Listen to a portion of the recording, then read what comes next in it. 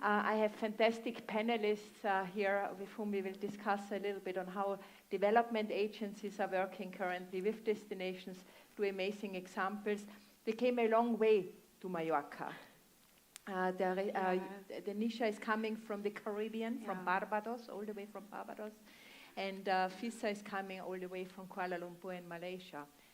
And one destination from Canada, Thompson or Kanagan. It's really amazing that you came all the way to Mallorca in order to share your insights, which also shows the importance of the topic that we are discussing here, namely the sustainable destinations and the transformation of the tourism sector at the destination level.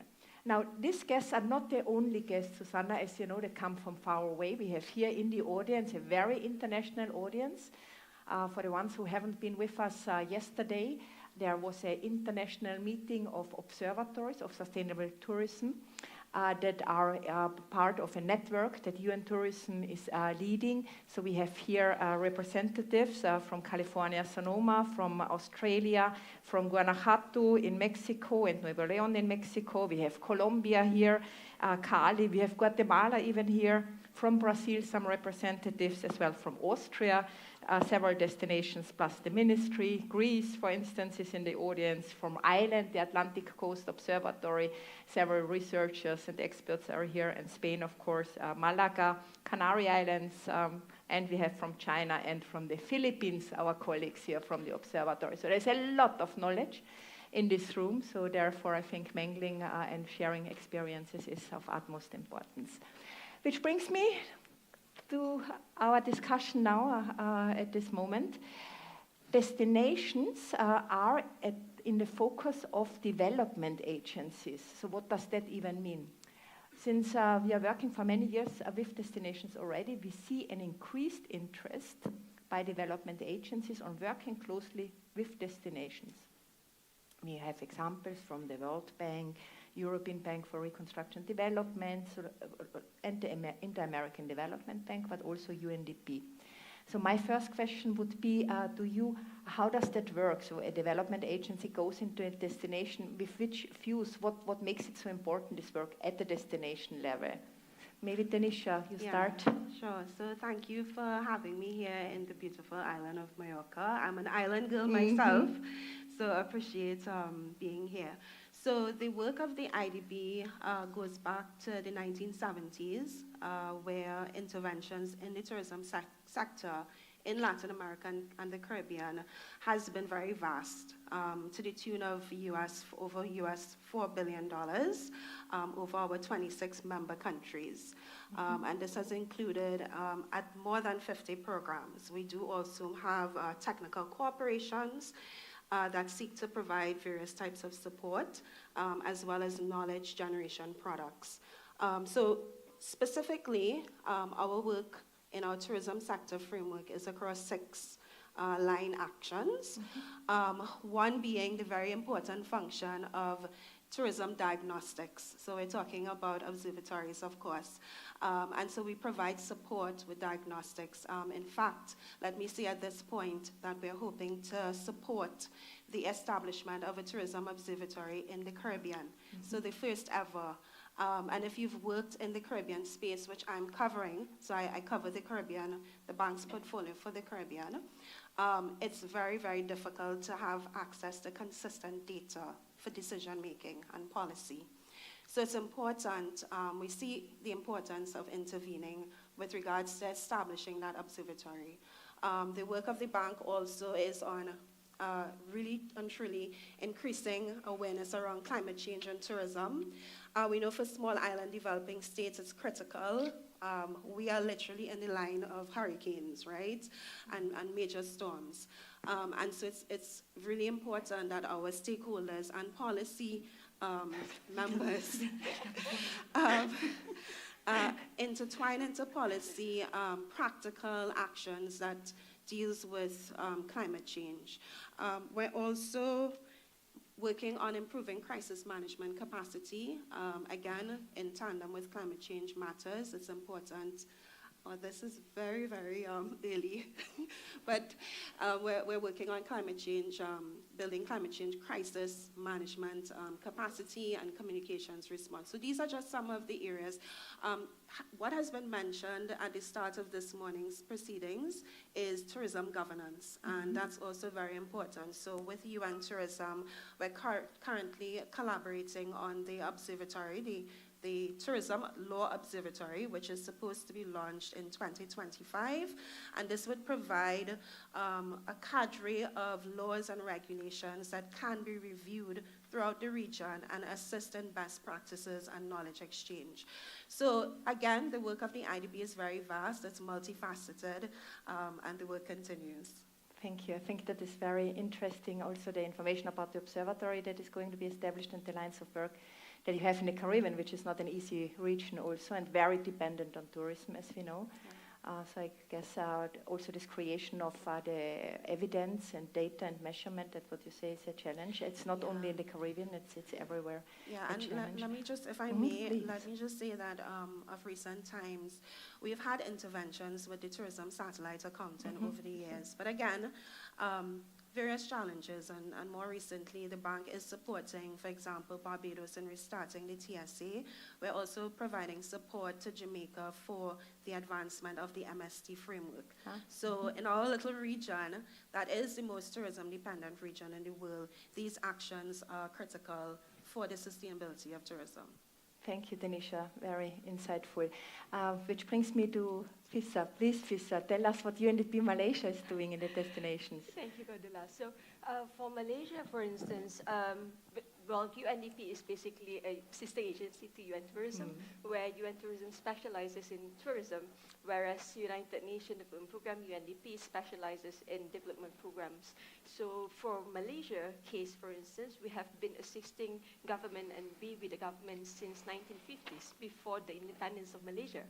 So we have been working very closely and has been the council of the government on many areas. Our moderators this morning has covered the 5 Ps.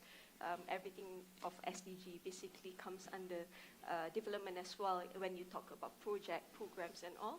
So then most of the time it would depend on the country's interests. Where do they want to hit? When you talk about national priorities, midterm, planning, 5 years planning and all. So then COVID happened. Most of the time projects happen, on the ground, very little, small, and the support for tourism was fragmented back then. Then COVID happened, then government was saying, like, UNDP, this actually happened, so, what are the next focus for us to actually bring back, the whole entire country, since UNDP is looking into the whole entire development. So we said, if let's say you're talking about COVID specifically, which is the hardest, most impacted industry in the whole entire Malaysia and in fact global, then it goes to tourism. Then we look into statistics, we look into the the situation analysis, and then we assist the government in regards to the design and also the approach. So in regards to the design and approach, it's actually, we consulted more than 600 people just to design the Sustainable Tourism Project. And the approach that we use is actually based on the United Nations the programming that we actually have, which is bottom-up approach, access to equal opportunities, gender equality. So that's the basis of the project initially. So when we started, it was supposed to be a 3 destination. It was supposed to be a pilot. And then it grow and bigger, and it became state level and the whole entire nation now. And the reason why it became that way is because of the support that we actually give is in regards to the technical, and also, you are talking about linking from the bottom to the policy, because most of the time the government focuses a lot on the policy level, tourism planning and all, but sometimes listening to the challenges on the ground, what are the obstacles, and how to ensure that we go into the same direction for sustainable tourism, for instance, would be very imperative. Second would be the moral support and emotional support in a way, because to go into sustainable tourism, sustainability is not easy for most organizations, be it government, local government, communities, and even businesses. It's a frightening journey because you're talking about, for businesses, it's cost. When you talk about government, whether the governance is good. If let's say for instance, like the community, for instance, they are like housewife and they wanted to be part of the tourism sector. And how do they do that? How do they be part of it? So UNDP provides that kind of support as well, which is, I think, the reason why in regards to the trend, we can see the whole entire nation is moving. When you talk about recovering from COVID, then you recover green, you recover towards sustainability, and that is the trend that we see in Malaysia as well. Thank you, Fisa. I think that is very interesting to learn that the development agency is entering in this area and helps through tourism to enter the path of sustainability. What we usually say is that sustainability, like democracy and peace, is not a place where you arrive and unpack, but it's a continuous journey. So this is a journey that you have started with the government of Malaysia and with several destinations. I know that you're working also on the ground with them, that you are doing a lot of things, so congratulations on that. We moved from Malaysia to Canada, to Thompson Okanagan. I have a question. Who knows where Thompson Okanagan is? Or have not many. On this side, some. Yeah. No, good. Thompson Okanagan. Yeah. Destination.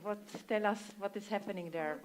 Absolutely, and that's a really good segue. So as Fisa was talking, I was thinking about the things that we're doing and how similar that we have that same desire to support around sustainability, because it is a scary journey to start when you don't know where. So what DMOs can do to support that sustainability journey is to directly support businesses in our region. So we have a couple of supports that we have in place for our businesses to be able to do, because it can be scary to do that, and also they might need a little extra help with different tools and resources, so we can make them more accessible and reduce the barriers to those tools that businesses might need to move forward. So I was kind of looking at ClimaLink and thinking, when is that going to be available in Canada? Just want to know.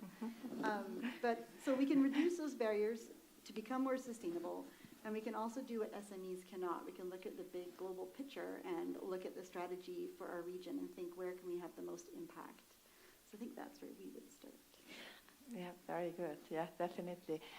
So you say that to break down sustainability in different blocks in order to make it more understandable to the sector on where to start. Can you give us an example on? Absolutely. So you were mentioning COVID. So during COVID, the provincial government supported tourism businesses to survive in a time where there was no tourists. So there was a program developed. The different regions across British Columbia, the tourism regions, that is, came together and started a organization together to work with the funding from the provincial government to support those businesses, and it was called the Tourism Resiliency Initiative.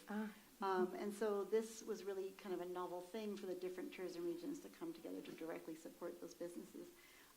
When the COVID was over, of course, and that support wasn't as needed, it segued into more of a sustainability journey. So it was a natural extension of the work we were already doing together to support those businesses. So many different things have come out, but the result was that we found that this network of businesses was this network across the province was very helpful with businesses, because each region could go and deal directly with businesses where they were at in their journey and say, hey, what is it that you need? How can we support you in this time? And how can we support you with your sustainability journey? Perfect. Thank you so much. It's very interesting always to learn how you are working and what you are doing. I know that you have also a very strong participatory approach on the ground. That is something what we keep saying, that without participation and the talks to the local stakeholders, sustainability cannot happen, or sustainability cannot be sustainable, so to say. These participatory approaches, I know that you are taking them specifically in a very interactive manner. Can you tell us a little bit about that? Yeah, I mean, we're working directly with communities and businesses around sustainability. So we have a number of different projects that are happening around those different various topics. I mean, I don't necessarily want to give all the examples, How much time do you have?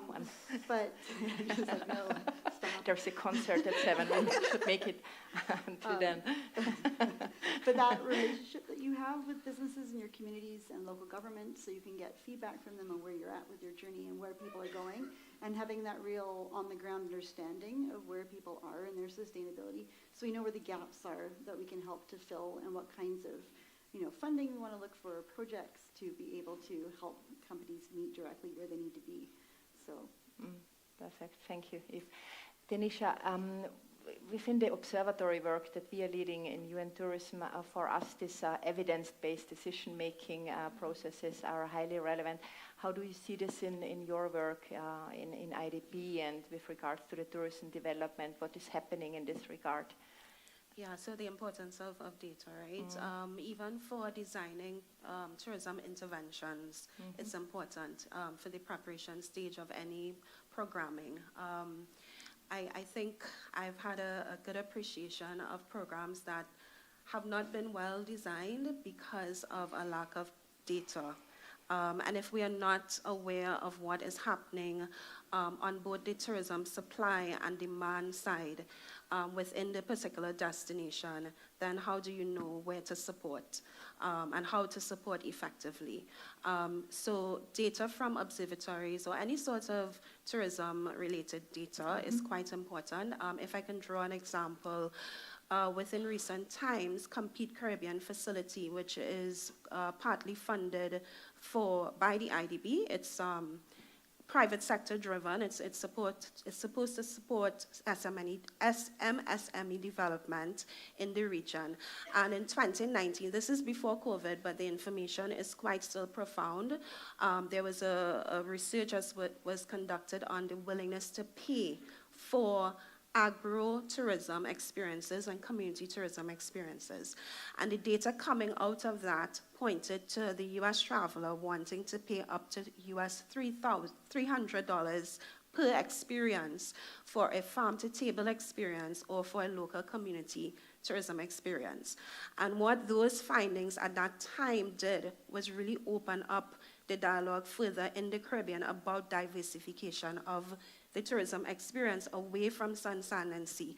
We've been talking about decades of diversification, the need to get away from 3S tourism. We're more than a warm weather region. But only when the data was put forward did it influence mindsets towards thinking, hey, this may be a bit more profitable. We spoke about earlier this morning about not volume, but value. So perhaps pursuing agritourism, community-based tourism, culinary tourism, etc., may be more profitable. And that's an example of what data could do to help change mindsets and actions. Yeah, absolutely. You mentioned before that you have worked on TSA issues and MSD. Can you tell us a little bit how you work now with the MSD? What is happening there? Yeah, so in Jamaica, right? It's at the very early stages. Jamaica is very much one of those destinations, as we know, top tourism destination, very innovative in its advancement. I think Minister Bartlett, everyone in the room knows him. He's a superstar of some sorts. So what we're doing, they are very much, they've started to adapt the framework to the Jamaican context. And what we're supporting in now is a rollout of workshops to engage various stakeholders to understand their role in the MSD, and not just their role, but their role in terms of data collection on contributing to that data innovation.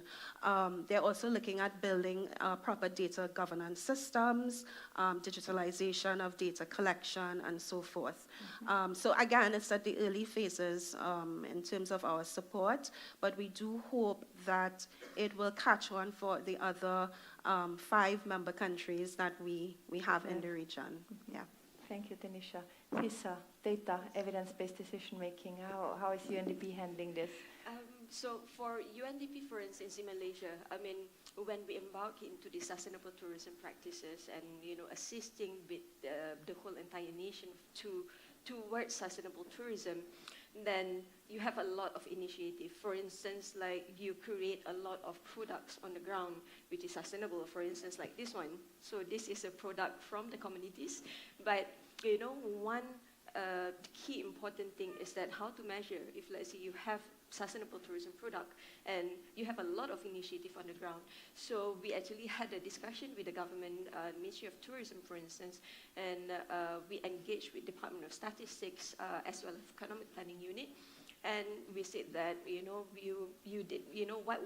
what do they think would be the best to actually monitor? And they did mention about Insto back in 2014, I think, something like that, but it has never been taken off.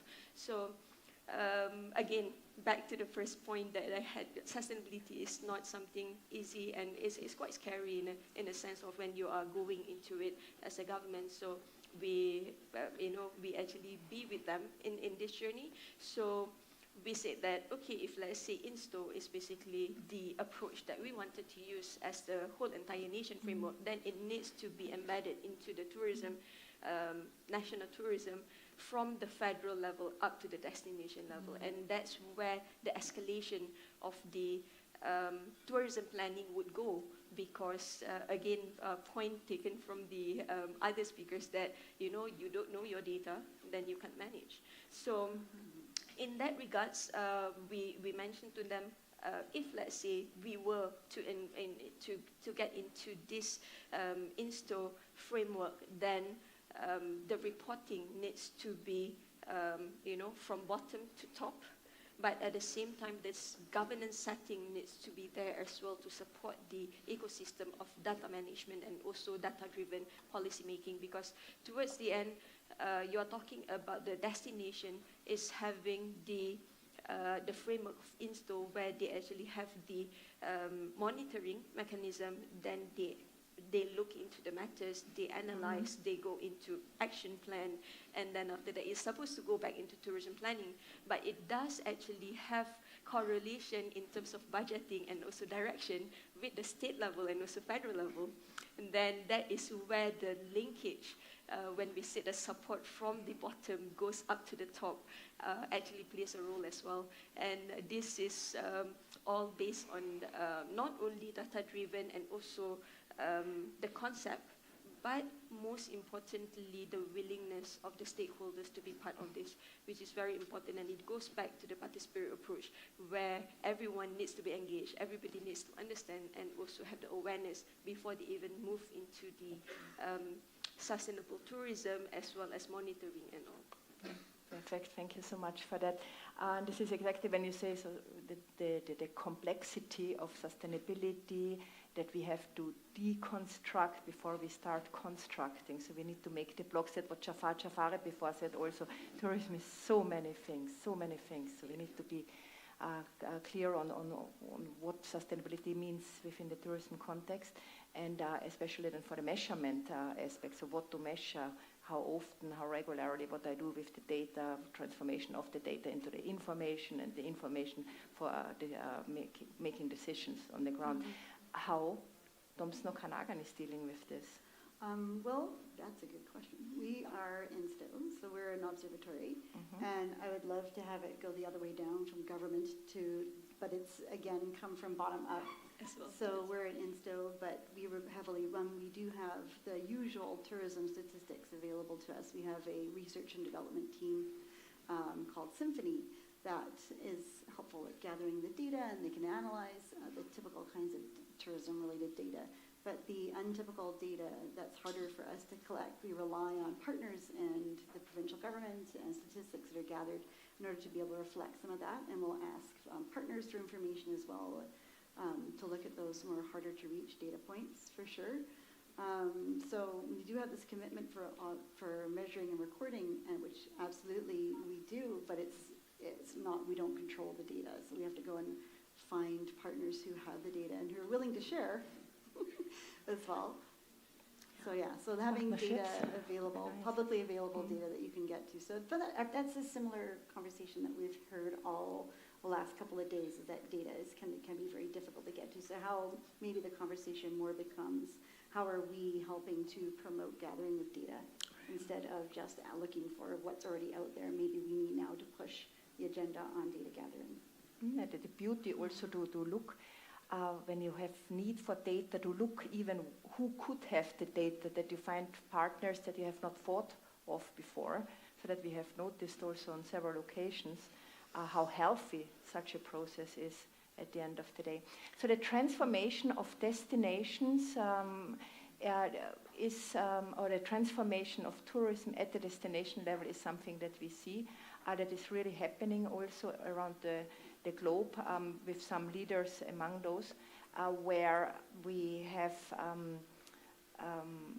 lots of data-related issues, of course, also, and then this moving away from DMOs, this typical destination marketing organization that we're dealing usually with economic data, that they go now beyond this economic data and look into social data and environmental data and what is relevant in the destination context. So everybody has to define its own priorities, of course. It has to be context-specific, destination-specific also. I think that is important. Otherwise, it is not relevant for the stakeholders around the globe, and everybody needs to carry these ideas forward. Tenisha, for you, coming from the Caribbean region, where tourism is, as we know, so important, what you see for the future, what you think needs to be done further in order to make sure that the tourism sector in your region gets fit for the future? Yeah, sure. If I could go back to just the role of the development agency. So if you track the progress of IDB, for example, in the interventions, we would have moved from the 70s to more infrastructural interventions and focusing on increasing tourism receipts, to now, of course, a more sustainable approach. And I just want to go to touch on the participatory approach because, for example, my work at the IDB focuses, my main client is the public sector. IDB has the private sector arm and IDB Invest and IDB Lab. But what has happened over the years is a recognition that it's not sufficient enough to intervene and interact with just the public sector agencies.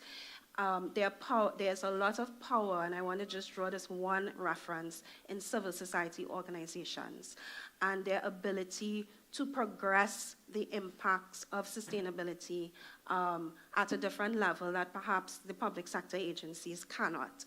And I just want to draw a reference to two examples that the bank supported. Sorry, this fly is really trying to get me. We should give her a name, Fred or so. So I wanted to share, so again, the IDB has gone out of what is the usual space and would provide support now to institutions. So the first picture that was shown, if you can put it up. Can you show the photo, yeah? So this is, what you're going to see on the screen is Walker's Reserve, and this is in Barbados. It's a restored sand quarry where over the years they have mined silica sand for construction.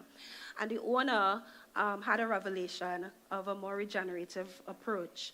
And what he envisioned, if you can go back to the first photo. So what he envisioned was a space that through regenerative agriculture, permaculture, etc., that it could now become a hotspot in Barbados for agrotourism and ecotourism.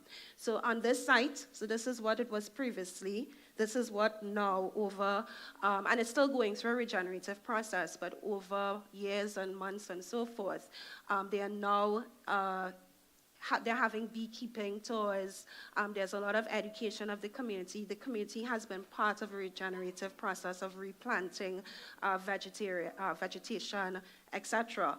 And it's really one of the up-and-coming tourism sites in Barbados. And the bank would have supported through a technical cooperation for the development of an integrated master plan for Walker's Reserve. And the second example is out of IDB. It's a Predator Salvatore program, and I'm just going to read my notes quickly so I don't mess up the essence of what I'm trying to say. So this is transforming tourism in Salvador, Brazil, by boosting income and employment among the Afro-Brazilian community. The program is in 4 pieces. It focuses on enterprise development around the Afro-entrepreneurs in tourism. It also focuses on festivals and driving marketing and PR efforts, and this has led to a working group. So it's an example of how developmental work has gone past just the public sector leading these interventions to more civil society, community-based work that could have a greater impact. Thank you, Tenisha. Tenisha, you from IDP, you are a very important partner of UN Tourism because you're on the ground, you're doing a lot of things.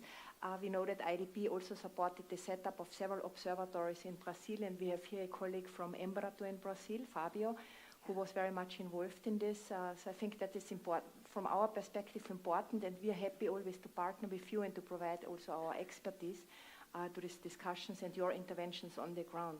Yeah. So really thank you for sharing that. Fisa, future of tourism, what needs to be done from your perspective in Malaysia, in your context? At the moment, because we actually see the government has already taken the ownership. So for instance, like, they are first looking into sustainable tourism as just part of the small initiative in tourism. Now it becomes integrated approach in the whole entire government. And we are looking into Visit Malaysia year 2026, where the theme of the whole entire nation is basically sustainable tourism and heritage, which embed the sustainable tourism in the whole entire nation, as well setting the direction, which is really good.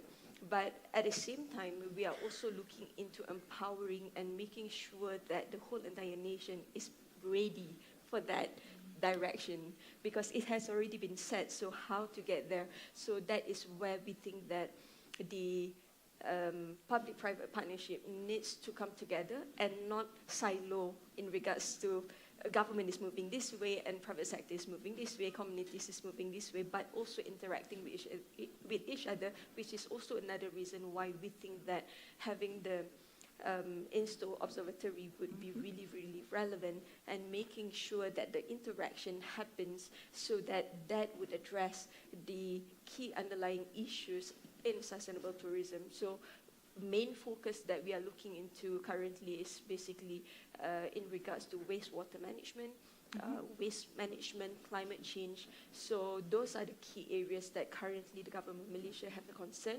because of international pledge as well, climate promise and all, which plays a role in setting the focus for the nation basically. Thank you so much. There's something beautiful happening, especially now with you, Fisa, because you reached out to us. We spoke about the observatories. We came to Malaysia for helping with a workshop that you did in a very participatory manner with almost all the destinations in Malaysia. And then the good thing is that it's not only knowledge that UN Tourism as such provides, but also it's these linkages to the destination, to other destinations that then can also help with knowledge transfer to Malaysia. And I think that is something beautiful where we as international agencies can be of assistance. Thank you so much for that, Fisa. Eve. I have a minute and a half. You better speak up. It's all good. I love hearing from both of these amazing women of the things that they're doing, so I think it's fantastic. The future, I think, is bright for tourism, not just because I'm generally an optimist, but because we're seeing this from the younger staff. Where's the flag? We're seeing this from the younger staff coming up, people who want to be part of tourism. They're expecting tourism businesses to be active in the social and environmental practices. They expect them to be doing this, and they can, you can find a job anywhere, but we've had people tell us, I took this job because you have a sustainability focus, and this is where you want to go.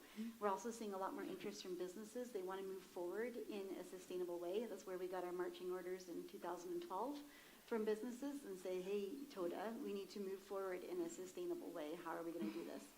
So we've been active in this space for a very long time, and I don't see it ending anytime soon. You have a pledge in place also, right? The pledges?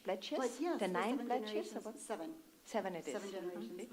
It's based on indigenous knowledge that you probably have heard this before, but that the impacts, the actions that you take have impact for 7 generations beyond you.